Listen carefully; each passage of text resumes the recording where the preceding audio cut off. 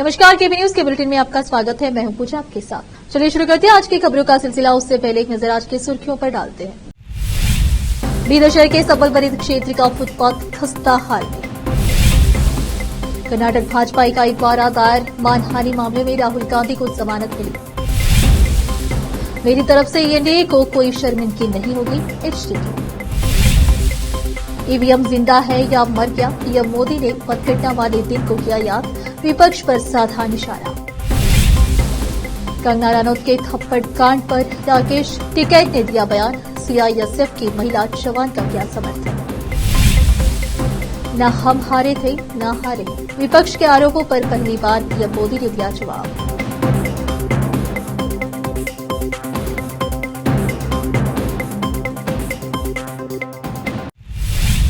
समाचारों का सिलसिला शुरू करते हुए देखते हैं समाचार विस्तार से। बीदर शहर में रहे प्राचीन स्मारक सबल बरीद जो परिशाई गार्डन के सम्मुख और शहर के केंद्रीय बस स्टैंड से लगा हुआ है, जहां लोग जॉगिंग सहित सुबह और शाम के समय व्यायाम करने आते हैं। यह क्षेत्र शिवनगर से एयरफोर्स से लगी सब रोड को जोड़ता है और प्रतिदिन लोग अपने परिवार सहित सैर भी करने पहुंचते हैं। इस सड़क पर एक विशाल फुटपाथ निर्माण किया गया, जिस पर जगह जगह बैठने के लिए रंग बिरंगी बेंच रखी गई थी, जो अब खस्ता हालत में है। कभी खूबसूरत देखने वाला यहाँ का फुटपाथ विभाग की लापरवाही के कारण पूरी तरह नष्ट हो गया है।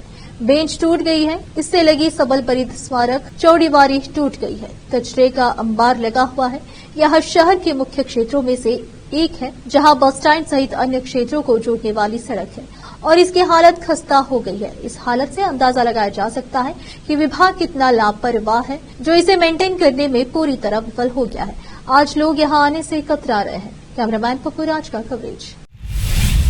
कांग्रेस नेता राहुल गांधी को पिछले साल विधानसभा चुनाव से पहले स्थानीय समाचार पत्रों में भाजपा को भ्रष्ट बताने वाले विज्ञापनों के प्रकाशन के खिलाफ भारतीय जनता पार्टी भाजपा की कर्नाटक इकाई द्वारा दायर मानहानि के मामले में शुक्रवार 7 जून को बेंगलुरु की एक विशेष अदालत ने जमानत दे दी।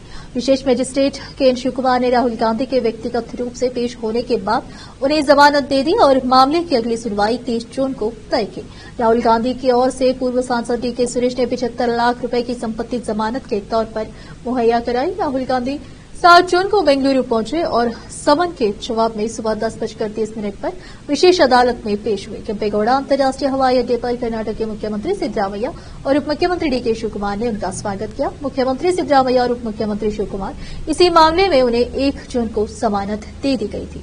1 जून को भाजपा कर्नाटक इकाई ने राहुल गांधी के खिलाफ गैर जमानती वारंट जारी करने की मांग की, क्योंकि वे अदालत में उपस्थित नहीं हुए। कांग्रेस पार्टी के नेताओं ने तर्क दिया कि कर्नाटक में विज्ञापनों के प्रकाशन में राहुल शामिल नहीं थे। इन तर्कों के बावजूद अदालत ने राहुल को उस दिन उपस्थित होने से छूट दे दी, लेकिन 7 जून को उनकी उपस्थिति अनिवार्य कर दी। एनडीए की बैठक में भाग लेने के लिए दिल्ली आए जेडीएस के प्रदेश अध्यक्ष और पूर्व मुख्यमंत्री एचडी कुमारस्वामी ने कहा है कि उनकी तरफ से गठबंधन को कोई शर्मिंदगी नहीं होगी। कुमारस्वामी एनडीए के टिकट पर मंड्या लोकसभा क्षेत्र से विजयी हुए। बेंगलुरु में मीडिया से बात करते हुए कुमारस्वामी ने कहा कि वह कर्नाटक की समस्याओं का समाधान चाहते हैं। उन्होंने कहा, मंत्री पद मिलना बात की बात है, मैं गठबंधन के नियमों का पालन करूंगा। कर्नाटक के सांसद राज्य के कल्याण के लिए मिलकर काम करेंगे। चन्नपटना विधानसभा सीट पर उपचुनाव के बारे में कुमारस्वामी ने कहा कि वह इस मामले पर पूर्व विधायक सीपी योगेश्वर से चर्चा करेंगे और फिर आगे की रणनीति पर फैसला करेंगे। कुमारस्वामी ने चन्नपटना से मौजूदा विधायक है। एमएलसी चुनाव में भाजपा जेडीएस गठबंधन उम्मीदवारों की जीत पर कुमारस्वामी ने कहा, हमारे उम्मीदवार अच्छे अंतर से जीते हैं। कांग्रेस को अब यह एहसास हो जाना चाहिए कि गठबंधन कितना मजबूत है। भाजपा और जेडीएस के पार्टी कार्यकर्ता मिलकर काम कर रहे हैं। उन्होंने कहा कि सीएम सिद्धरामैया और कांग्रेस भ्रम में जी रहे हैं। उन्होंने कहा कि कांग्रेस दावा कर रहे हैं कि वे अगले 10 साल और उससे भी ज्यादा समय तक सत्ता में रहेंगे, लेकिन एमएलसी चुनाव के नतीजों ने उन्हें एहसास करा दिया है कि लोग उनके 1 साल के शासन से नाखुश हैं। बेंगलुरु के 42वें एसीएमएम ने भवानी रेवन्ना के खिलाफ गिरफ्तारी वारंट जारी किया है। भवानी मैसूर जिले के केआर नगर पुलिस द्वारा दर्ज एक महिला के अपहरण और उत्पीड़न के मामले में एसआईटी द्वारा वंचित और एसआईटी ने भवानी की कथित संलिप्तता पर विस्तृत रिपोर्ट अदालत के समक्ष दाखिल की। प्रज्वल रेवन्ना की मां भवानी कथित तौर पर एसआईटी के सामने पेश होने में विफल रही। हालांकि जांच टीम ने उन्हें 3 नोटिस जारी किए थे। एसआईटी ने भवानी को गिरफ्तार करने के लिए पुलिस टीमें भी बनाई हैं, जो एक पखवाड़े से फरार है। हाल ही में एसआईटी को बेंगलुरु लौटने से पहले होली नरसीपुरा में उनके आवास पर कम से कम 7 घंटे तक उनका इंतजार करना पड़ा। सूत्रों ने बताया कि पुलिस की टीमें भवानी की तलाश में बेंगलुरु, मैसूरू और हासन तक पहुंच गई है, लेकिन अभी तक उनके ठिकाने के बारे में कोई सुराग नहीं मिला है। एसआईटी ने एक तकनीकी टीम भी बनाई है जो भवानी की लोकेशन का पता लगाने के लिए mobile call recording, mobile tower location और सीडीआर की जांच कर रही है। भवानी ने लिखित बयान देने के बावजूद एसआईटी जांच में शामिल नहीं हुई कि जब एसआईटी के अधिकारी उसके घर आएंगे तो वह मौजूद रहेगी। हासन के पूर्व एसपी को नोटिस। एसआईटी ने कथित सेक्स स्कैंडल के सिलसिले में 3 आईपीएस अधिकारियों को नोटिस दिया है, जिन्होंने 2019 से हासन में पुलिस अधीक्षक के रूप में काम किया है। रोकते समाचारों का सिलसिला एक ब्रेक के लिए, जल्द लौटते ब्रेक के बाद।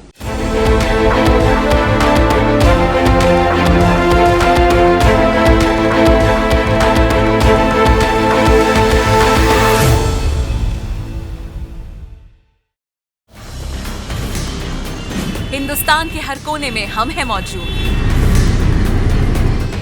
24 घंटे हालात पर गहरी नजर, खबरों से जुड़े चुपते सवालात और आपको दिखाता है धार्मिक, सामाजिक, राजनीतिक, लोकल और इंटरनेशनल न्यूज की सबसे बेहतर कवरेज, जो आपको रखती है हर पल बाखबर। देश और दुनिया भर की खबर के लिए देखते रहें केपी न्यूज 24/7। ब्रेक के बाद आपका स्वागत है। आइए देखते हैं देश के अन्य समाचार। एनडीए संसदीय दल की आज पहली बैठक बुलाई गई। इस बैठक में सर्वसम्मति से नरेंद्र मोदी को एनडीए यानी गठबंधन दल का नेता चुना गया। पीएम मोदी ने इस दौरान सांसदों को संबोधित किया। अपने संबोधन में उन्होंने कहा कि एनडीए हिंदुस्तान का सबसे सफल ट्रिपोल अलायंस है। उन्होंने सभी एनडीए घटक दलों को उन पर भरोसा जताने के लिए धन्यवाद दिया। साथ ही मतगणना वाली तारीख यानी 4 जून को याद करते हुए उन्होंने इंडी गठबंधन पर निशाना साधा। पीएम मोदी ने इस दौरान कहा कि मैं तो मतगणना वाले दिन अपने काम में व्यस्त था। उन्होंने कहा कि जब मैंने किसी से पूछा था कि ये आंकड़े तो ठीक है, लेकिन ये बताओ ईवीएम जिंदा है या मर गया, ये लोग तय कर बैठे थे कि भारत के लोकतंत्र और चुनावी प्रक्रिया से भरोसा उठ जाए। उन्होंने आगे कहा कि 4 जून की शाम तक जो लोग ईवीएम की विश्वसनीयता पर सवाल उठा रहे थे, उनके मुंह पर ताला लग गया। अगले 5 सालों तक अब ईवीएम पर कोई चर्चा नहीं होगी, लेकिन हो सकता है कि 2029 के बाद फिर से विपक्षी दल ईवीएम पर सवाल उठाए। पीएम मोदी ने आगे कहा कि मतदान के बीच विपक्ष ने चुनाव को रोकने के लिए सुप्रीम कोर्ट का भी दरवाजा खटखटाया था। बॉलीवुड अभिनेत्री और मंडी से भाजपा की सांसद कंगना रनौत की चंडीगढ़ एयरपोर्ट पर सीआईएसएफ की एक महिला जवान ने थप्पड़ मारा है। कंगना को थप्पड़ मारने के बाद सीआईएसएफ की महिला जवान ने एयरपोर्ट पर चिल्लाकर कहना शुरू कर दिया कि वह कंगना रनौत की बयानबाजी से नाराज थी। दरअसल कंगना रनौत ने किसान आंदोलन के दौरान कहा था कि वहां लोग 100 रुपए लेकर बैठे। इस पर महिला गार्ड कुलविंदर कौर ने कहा कि उसने कंगना रनौत को इसलिए थप्पड़ मारा क्योंकि कंगना ने किसान आंदोलन को लेकर बयानबाजी की थी, जिसमें महिला गार्ड की मां भी बैठी हुई थी। इस पर किसान नेता राकेश टिकैत का बयान भी सामने आ गया। राकेश टिकैत ने वीडियो मैसेज जारी करते हुए कहा, चंडीगढ़ का मामला हाईलाइट चल रहा है। एयरपोर्ट पर जो मामला हुआ, सांसद कंगना रनौत के साथ वह एक बहस थी। लड़की जिसने थप्पड़ मारा कहा जा रहा है उसने थप्पड़ नहीं मारा है, केवल बहस हुई है। जो किसान आंदोलन चल रहा था उसे लेकर कंगना ने कहा था कि महिलाएं जो इस आंदोलन में आती है वह 100 रुपए लेकर आती है। इस बयान से महिला गार्ड आहत थी। पूरा पंजाब उस लड़की के साथ है। शुक्रवार को राजधानी दिल्ली में स्थित पुराने संसद भवन में एनडीए संसदीय दल की बैठक का आयोजन किया गया। इस बैठक में एनडीए के सभी सहयोगी दलों ने सर्वसम्मति से प्रधानमंत्री नरेंद्र मोदी को संसदीय दल का नेता चुना गया है। टीडीपी के चंद्रबाबू नायडू से लेकर जेडीयू के नीतीश कुमार तक ने बैठक में नरेंद्र मोदी को प्रधानमंत्री बनाने का संकल्प लिया और हर कदम पर सहयोग की बात कही। बैठक में पीएम मोदी ने भी विपक्षी दलों के उस आरोप पर जवाब दिया है जिसमें कहा जा रहा है कि वह चुनाव जीत नहीं पाए। संसदीय दल की बैठक में पीएम मोदी ने कहा कि आप किसी भी बालक से पूछिए कि लोकसभा चुनाव के पहले किसकी सरकार थी तो वह कहेगा कि एनडीए, और लोकसभा चुनाव के नतीजों के बाद भी एनडीए की सरकार बनी तो हम हारे कहां से। पहले भी एनडीए की सरकार थी, आज भी एनडीए की है और कल भी एनडीए की सरकार रहेगी। 10 साल बाद भी कांग्रेस 100 के आंकड़े को नहीं छू पाई। पीएम मोदी ने कहा कि हम न हारे थे न हारे हैं। 4 तारीख के बाद हमारा व्यवहार, हमारी पहचान बताता है कि हम जीत को बचाना जानते। हमारे संस्कार ऐसे हैं कि हम न जीत में उन्माद और न ही हारे हुए का मजाक उड़ाते हैं। पीएम ने कहा कि अगर मैं कांग्रेस के 2014, 2019 और 2024 चुनाव को जोड़ो तो इन तीनों चुनाव में जितनी सीटें मिली है उससे अधिक हमें इसमें मिला है। लोकसभा चुनाव 2024 में स्पष्ट बहुमत मिलने के बाद एनडीए गठबंधन लगातार तीसरी बार सरकार बनाने के लिए तैयार है। सरकार बनाने का दावा पेश करने से पहले पुराने सांसद भवन में एनडीए गठबंधन की मीटिंग रखी गई, जिसमें गठबंधन के सभी दलों के नेता शामिल हुए। इस बैठक के दौरान नीतीश कुमार जब पीएम मोदी से मिले तो उनके पैर छूने की कोशिश की, लेकिन पीएम मोदी ने बीच में ही उन्हें रोक लिया और दोनों नेता के गले लग गए। इस घटना का वीडियो सोशल मीडिया पर तेजी से वायरल हो रहा है। नीतीश कुमार ने पीएम मोदी के प्रति जो सम्मान दिखाया है उससे यही साफ होता है कि एनडीए गठबंधन में सभी दल मजबूती से साथ खड़े हैं और बीजेपी को स्पष्ट बहुमत नहीं होने के बावजूद पीएम मोदी आसानी से तीसरी बार सरकार बनाएंगे। नीतीश कुमार ने एनडीए गठबंधन की बैठक में नरेंद्र मोदी को प्रधानमंत्री बनाए जाने का समर्थन किया। उन्होंने हर मुद्दे पर नरेंद्र मोदी का समर्थन करने का ऐलान किया। विपक्ष को लेकर बिहार के मुख्यमंत्री ने कहा कि जो भी लोग इधर उधर की बात कर रहे हैं अगली बार ये सब हार जाएंगे। मध्य प्रदेश में लोकसभा चुनाव के नतीजे आने के बाद सियासी दलों में फैसलों की शुरुआत हो गई है। पहला फैसला युवा कांग्रेस में आया है, जहां विधानसभा इकाइयों के सभी अध्यक्ष और कार्यकारिणी को भंग कर दिया गया है।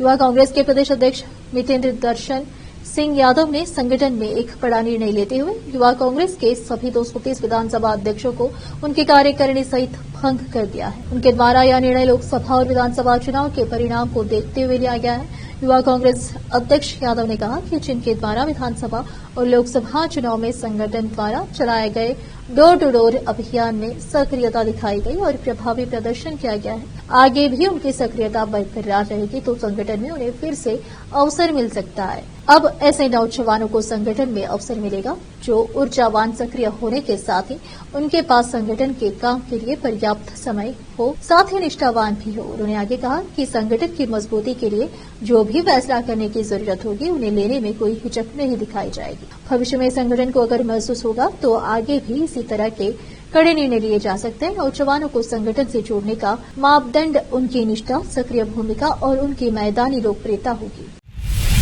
राजस्थान में भाजपा की भजनलाल सरकार बनने के बाद से ही अवैध खनन रोकने के लाख दावे कर रही है, लेकिन बारां जिले में अवैध खनन माफिया पर नेताओं और खनन विभाग का आशीर्वाद ऐसा प्राप्त है कि अवैध खनन बंद होने का नाम ही नहीं ले रहा है। लोग खनन विभाग पर बड़े अवैध खनन माफियाओं से रिश्ते मजबूत कर उन्हें शाह देने का आरोप लगा रहे हैं। लोगों का कहना है कि खनन विभाग छोटे नदी नालों में खनन करने वाले व्यक्ति के ट्रैक्टर ट्रॉली पर कार्रवाई कर जिले में अवैध खनन पर अंकुश लगा लेने का दम भरा रहा है, जबकि पूर्ववर्ती सरकार में जड़ जमा चुके अवैध खनन माफिया जिले की पार्वती नदी में हिकड़, गुगलहेड़ी से लेकर कोटड़ी, सुंडा, उल्टी, सेवनी, नोलकिया, कागला, पमोरी, मुंडिया में बड़े पैमाने पर जेसीबी व पोकलेन मशीन, अगनवोट बड़ी नावों की सहायता से नदी में रोज सैकड़ों ट्रैक्टर ट्रॉली व डंपरों से पत्थर बजरी के अवैध खनन को अंजाम दे रहे। नेशनल हाईवे 27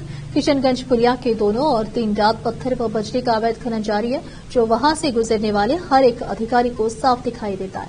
आधा दर्जन से अधिक स्थानों पर ब्लास्टिंग की जा रही है। पत्थर व ग्रेवल का खनन किया जा रहा है, जिसे क्षेत्र में संचालित गिट्टी क्रशर पर पहुंचाया जा रहा है। जहां कहीं ऋतिक रोशन या विरुद्ध चोरी की संचालित है, जहां बिजली की भी खासी चोरी की जा रही है। उनके द्वारा जिले में चल रहे सड़क, सीसी आदि निर्माण के कार्यस्थल में संवेदकों को गिट्टी एम्स एंड ईस्ट की सप्लाई कर मोटी रकम छाप रहे। ब्रजेश यादव की रिपोर्ट। एक बार फिर से रुकते हैं एक ब्रेक के लिए, जल्द लौटते हैं ब्रेक के बाद।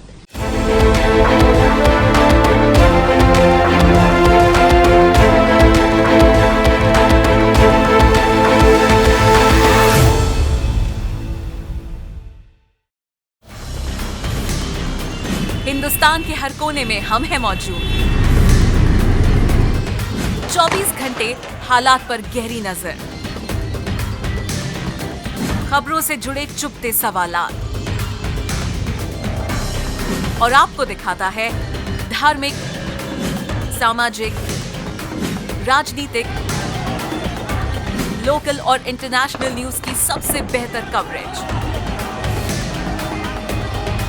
जो आपको रखती है हर पल बाखबर। देश और दुनिया भर की खबर के लिए देखते रहें केपी न्यूज 24/7।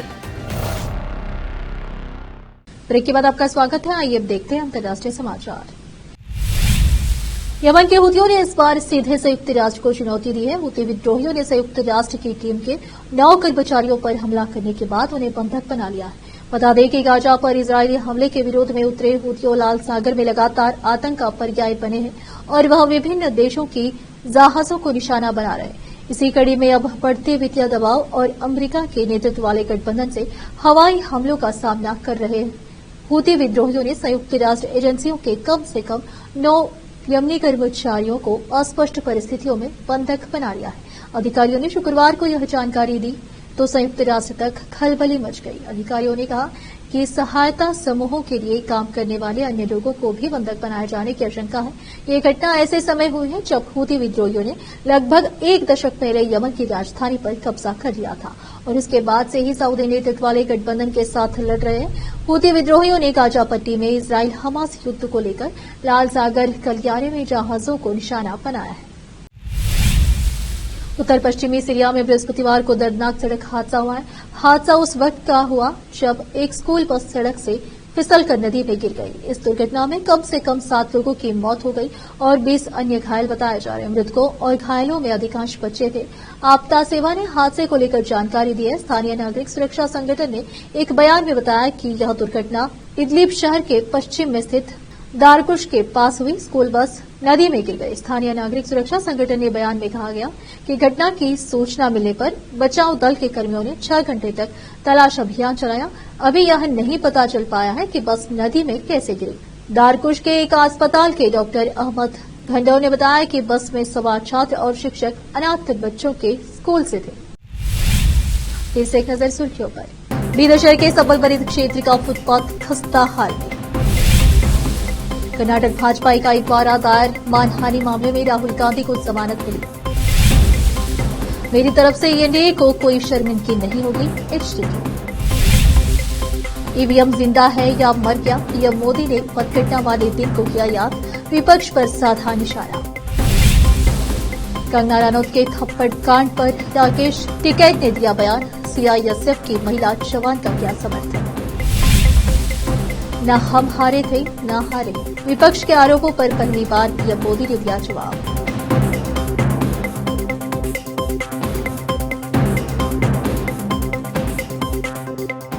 केपी न्यूज के बुलेटिन में आज इतना ही। आप देख रहे थे हमारा चैनल केपी न्यूज 24/7। धन्यवाद।